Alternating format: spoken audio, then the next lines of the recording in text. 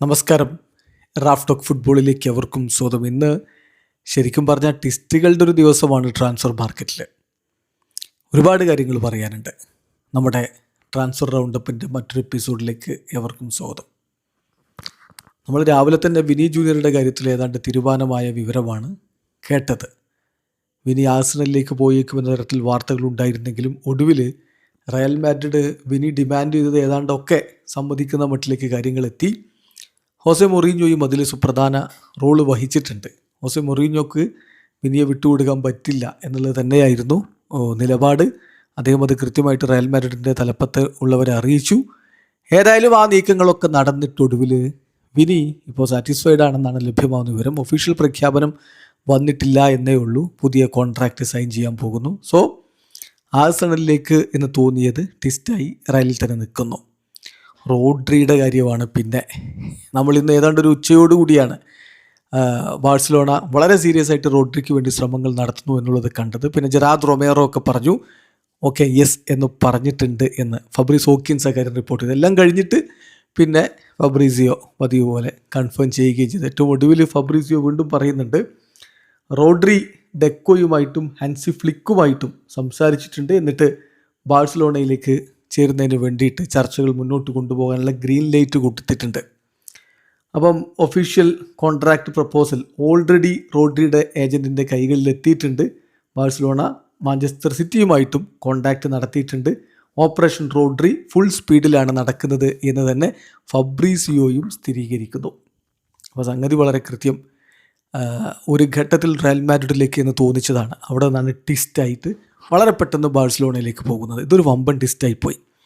റയലിന് ഇനി പുതിയ മധ്യനിര താരങ്ങൾ വരില്ല എന്നാണ് ഇപ്പോൾ മാഡ്രിഡിൻ്റെ സോഴ്സുകൾ നൽകുന്ന വിവരം.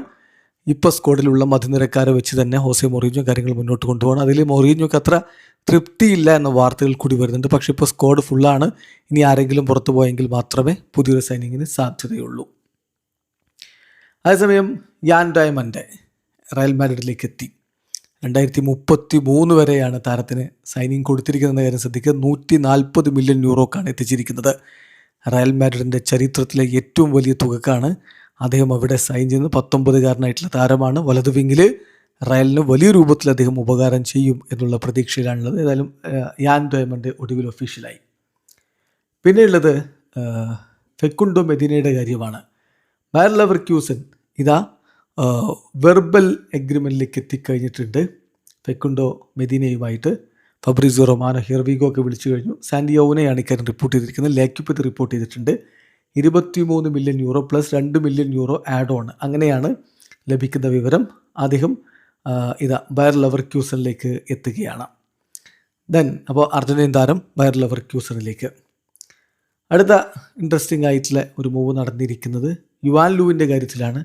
അദ്ദേഹം സെവിയയിൽ നിന്ന് ബേൺമൗത്തിലേക്ക് ചേക്കേറുകയാണ്. ആ കാര്യം തീരുമാനമായിരിക്കുന്നു.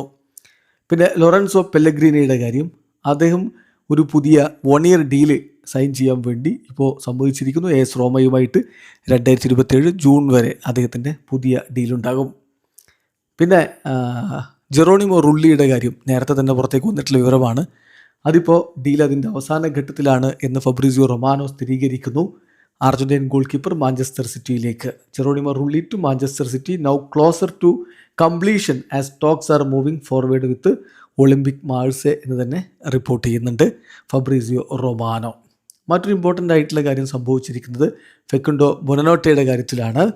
അദ്ദേഹം ഇപ്പോൾ മൂവ് ചെയ്യുന്നു എന്നുള്ള വിവരമാണ് ലഭിക്കുന്നത്.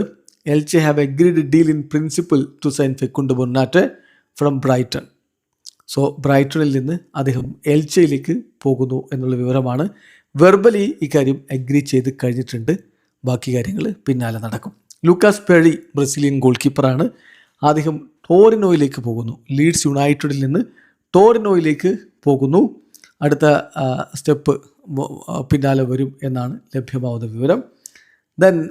നിക്കുലാസ് വാലന്റിനിയുടെ കാര്യം, അർജന്റീൻ താരത്തിൻ്റെ കാര്യമാണ്. അദ്ദേഹം അലാവസിലേക്ക് ജോയിൻ ചെയ്യുന്നു ഫ്രം ഫയറന്റീന. ഒരു പെർമനൻറ്റ് ഡീലിലാണ് പോകുന്നത്, ലോൺ ഡീലല്ല. ഡീല് എഗ്രി ചെയ്തിരിക്കുന്നു. സോ അദ്ദേഹം അങ്ങോട്ടേക്ക് മൂവ് ചെയ്യുന്നു. മറ്റൊരു ഇമ്പോർട്ടൻ്റ് ആയിട്ടുള്ള വിവരം വന്നിരിക്കുന്നത് പാരീസ് സെന്റ് ജെർമനിലേക്ക് മാഗ്നസ് അക്ലൂച്ച് എത്തുന്നു. അദ്ദേഹം ഓൾറെഡി പാരീസിൽ ലാൻഡ് ചെയ്തിട്ടുണ്ട് എന്നുള്ള വിവരമാണ്.